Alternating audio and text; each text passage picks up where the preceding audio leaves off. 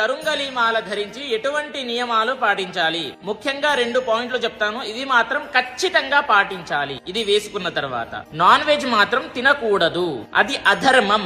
అధర్మం ఎక్కడైతే ఉంటుందో ఇది పని చేయదు. చాలా మంది చెప్తూ ఉన్నారండి వేసుకోవచ్చు ఏమీ కాదని చెప్పేసి, కానీ మీకు రిజల్ట్ రావాలి అని అంటే మాత్రం నియమాలు పాటించాల్సిందే అనేది గుర్తు పెట్టుకోండి. నాన్ వెజ్ తినేటప్పుడు తీసేసి దేవుని దగ్గర పెట్టేసేయండి. మరుసటి రోజు మళ్ళీ తల స్నానం చేశాక మళ్ళీ ధరించండి. శారీరకంగా కలిసేటప్పుడు కూడా తీసేయాలి అనేది గుర్తు పెట్టుకోండి. ఇంకొకటి, చావుకు వెళ్లేటప్పుడు అంటే పాడే మోసేటప్పుడు కూడా వేసుకోవచ్చా అని చెప్పిస్తారు. ఎందుకండి వేసుకోకూడదు చెప్పండి? అది ధర్మమే కదా, వేసుకోవచ్చు, తప్పేమీ లేదు. మీకు ఇంకా మంచి రిజల్ట్స్ వస్తాయి అలా చేసినప్పుడు. ధర్మంగా ఏదైతే అనిపిస్తుందో అది చేయండి, ఖచ్చితంగా మంచి రిజల్ట్స్ పొందగలుగుతారు. ఇంకొకటి, చాలా మంది అడుగుతున్నారండి ఒరిజినల్ మాల ఎక్కడ దొరుకుతుంది అని చెప్పేసి. చూడండి, నా దగ్గర అవైలబుల్ గా ఉన్నాయి. meepuja.com లో వెళ్లి బుక్ చేసుకోండి. మీకు ఒరిజినల్ మాల లభిస్తుంది. 41 రోజులు పూజ చేసి తర్వాత చివరికి అభిషేకము చేసిన తర్వాత మీకు పంపించడం జరుగుతుంది.